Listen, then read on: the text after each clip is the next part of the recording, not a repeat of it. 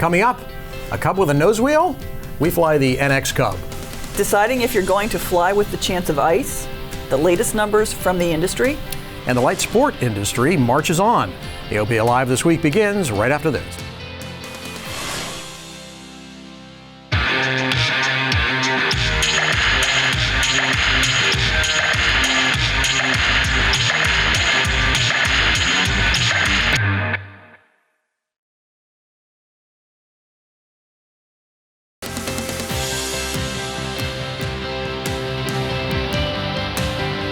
This is AOPA Live This Week with Tom Haynes and Melissa Rudinger. The news sounded pretty bad at first. The National Transportation Safety Board last week announced that aviation fatalities increased last year, and most of the deaths happened during general aviation flights. And the top line from the NTSB was that the GA fatal accident rate increased, but things aren't as dire as the news media headlines might suggest. The comparison is to one of the best years we've ever had in general aviation safety from 2017. And then it's also based on preliminary data. So that data and the activity behind it hadn't been finalized with what the NTSB used. In fact, there were actually fewer GA fatalities in 2018 than there were in 2016. The NTSB also made much of the fact that the GA fatality rate crept up over one accident per 100,000 flight hours. And that's just not true in terms of what we call the general aviation safety rate. I'm on the General Aviation Joint Steering Committee. We derive these statistics and help validate them for the FAA, and our fatal accident rate was at 0.89. To get to what the NTSB called above 1.0, you have to carve out parts of general aviation that historically remain in there. What they carved out was the Part 135 charter flights, but what's really important is to look at the long-term trend. So if you go back to the mid-90s and start there, for example, we've dropped our fatal accident rate in general aviation by 50% since the mid-90s. We've had tremendous progress and every expectation that that progress is going to continue. And of course, that's why we exist in the Air Safety Institute. We want to see it down at zero.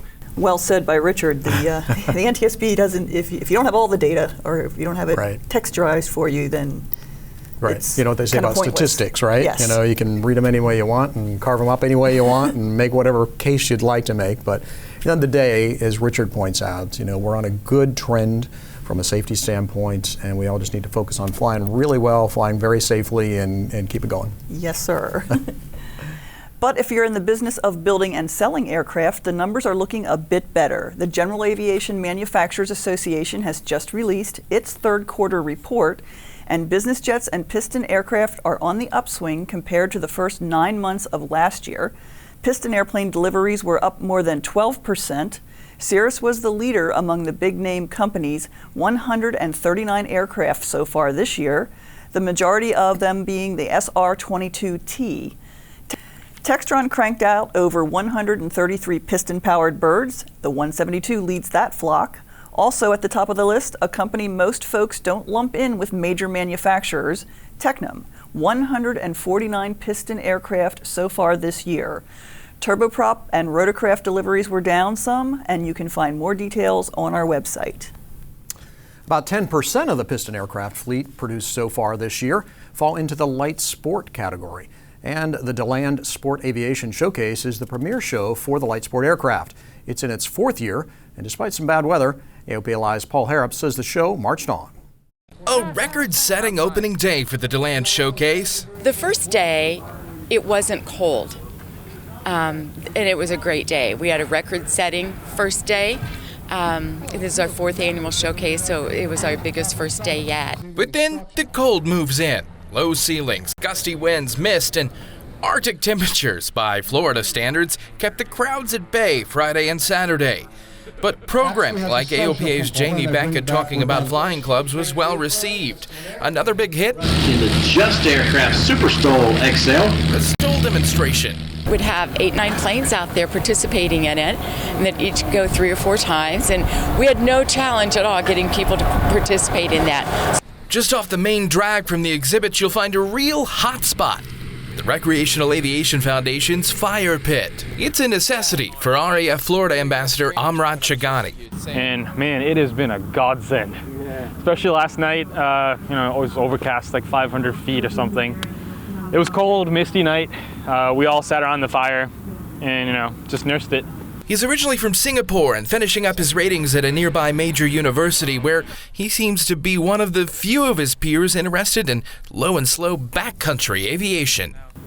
It's the freedom. That's really what it is. Even though home is just a few minutes away, he's camping under the wing. To heck with the weather. So just being able to do this right under your wing and wake up in the morning, see the sunrise, see your plane right there. It's a very liberating experience, which you don't get to see in, flight training or anything like that. And DeLand Sport Aviation Showcase is a great place to wake up and start your day with the fun side of aviation at your fingertips. But this year, just make sure they're in a warm pair of gloves. Paul Harrop, AOPA Live. Now that Basic Med has more than 52,000 pilots flying without the need to get a third-class medical certificate, many wonder about the long-term impact on the light sport market. Light sport used to be the only option for pilots who didn't have a third-class medical. Now, Basic Med is allowing many of those pilots back into certificated aircraft. But according to Jana Phillip, with the DeLand Showcase, there hasn't been much of an impact. I've been in and around this since the beginning, like 2004, and I watched for it, and I was anxious to see what happened, and honestly, it came and went. It did not affect our show as far as the exhibitors that are here at all. Exhibitors echo her sentiment. Several told AOPA that the crowds that were there were serious, qualified buyers set on purchasing an LSA. So good news for that community. It is, yeah. It's nice to see that they're doing okay and that Basic Med wasn't a problem for them. They do have a problem with the light sports show and weather in Florida. Though. I know it's always been a challenge. But of course, we had that in our own fly-ins too from time to time. But absolutely. Well, it's truly the end of an era. Generations of pilots have spent hours drooling over the yellow pages of Trade Plane, searching for that perfect aircraft. But after all these years, the yellow pages are going away. The newspaper's going away. We're still going to continue our digital services. We've expanded on those. We've got some new things coming in from our traditional classified listings, but the paper that everybody's used to seeing in the FBOs across the country, that will be discontinued at the end of this year. Strawn is the great-grandson of company founder Cosby Harris, and he's folding the newspaper edition because of greater success in the digital domain. Based on our web traffic and on our web audience, that we were having airplanes that were being put online and sold before they could get to the next pub date, which is really exciting from the fact that, we print every 10 days and mail everything out. But we finally got to the point where we would have people put an airplane online on a Friday afternoon, sell it on Saturday, and call us on Monday, say, hey, we need you to take it off the list to go to print. So that had a major that's probably the biggest driving impact for the discontinuance of print. So once again, the internet kills print, but you can still drool over your computer screen as you search for that perfect used aircraft. And you can see all of my chat with Adam Strawn on our YouTube channel. So bummer, this has been a staple at FBOs around the world and in homes and all that sort of thing. And it's a great place to browse. However, as Adam points out, when it comes to actually buying something, going online and a couple of keystrokes and find exactly what you're looking for and then track it down is the way to go. So I guess we'll have to figure out how to do that digitally. I guess it's inevitable, but sitting in the pilot lounge, flipping through the Trade Plane was kind of a rite of passage. It was, yeah, something we've all done. Yeah. Lots of pilots peruse Trade Plane looking for that cherry Cub, but what about a new Cub with, believe it or not, a nose wheel? Many would consider that heresy, but with the explosive popularity of backcountry flying, Cub crafters decided that there just may be a market for a nose wheel airplane. The goal is to open up the backcountry to pilots who aren't tailwheel proficient. AOPA pilot editor-at-large Dave Hirschman took a flight in the new NX Cub.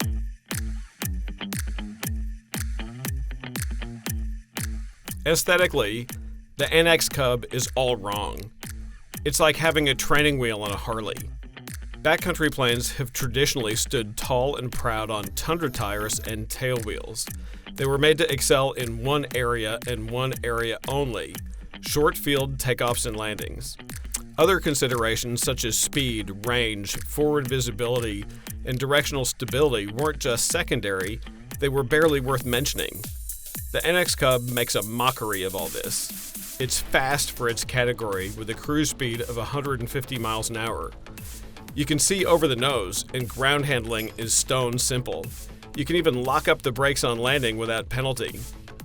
Rough strips aren't a problem for this overbuilt nose wheel, and it actually takes off and lands shorter than a tailwheel X Cub.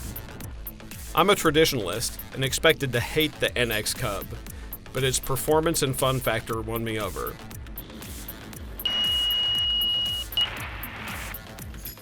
Yeah, that's incredible. Wow.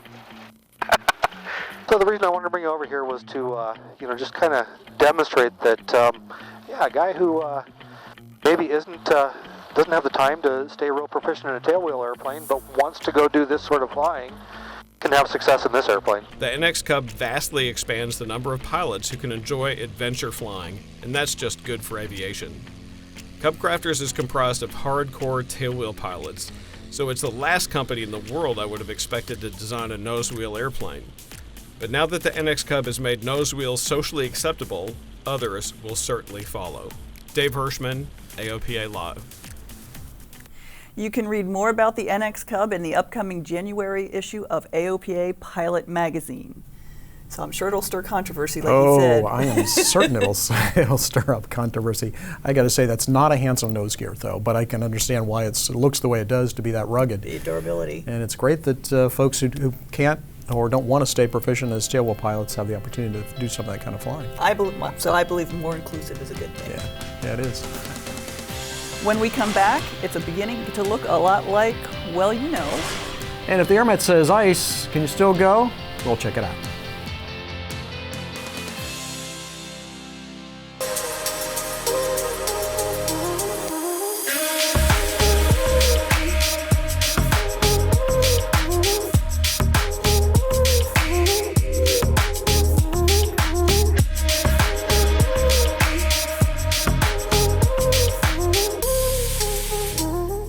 Welcome back. 'Tis the season, or so it's about to be. Get a jump start on your holiday season by ordering AOPA's holiday cards. There are 4 great cards this year.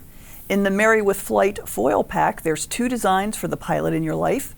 In the Magic of Christmas pack, there are hand-drawn Christmas cards showcasing the joy of aviation. Each of the packs have 24 cards, 12 of each design. They were each made by AOPA's talented designers. You can find them in the AOPA store. If you log into your AOPA account on the website, you'll get a member discount, and there are additional savings for PPS Basic and Plus members. Find it all on our website. Now imagine this. Avoid the dreaded Los Angeles traffic and get across the valley in 15 minutes. That's the promise of a new startup, and they're going to make it happen using general aviation airplanes. Float, that's fly over all traffic, will launch trial commuter service in December. They're going to fly Cessna Caravans from airports like Santa Monica and Hollywood Burbank. They've lined up some 40 airports throughout Southern California. They claim a one-way flight could cost as little as $30. A harried commuter could spend 15 minutes getting to work rather than 90 minutes or more, bumper-to-bumper traffic. Regular flights are supposed to start in January. But one city is doing its dangest to try to ground that kind of service. Santa Monica continues its efforts to destroy its airport. The FAA has just given the city permission to use airport funds to destroy both ends of the runway. The city previously displaced the thresholds to discourage larger aircraft. AOPA, the National Business Aviation Association, and the General Aviation Manufacturers Association had filed a Part 13 complaint questioning the city's misuse of airport funds for a project that has zero aeronautical benefit.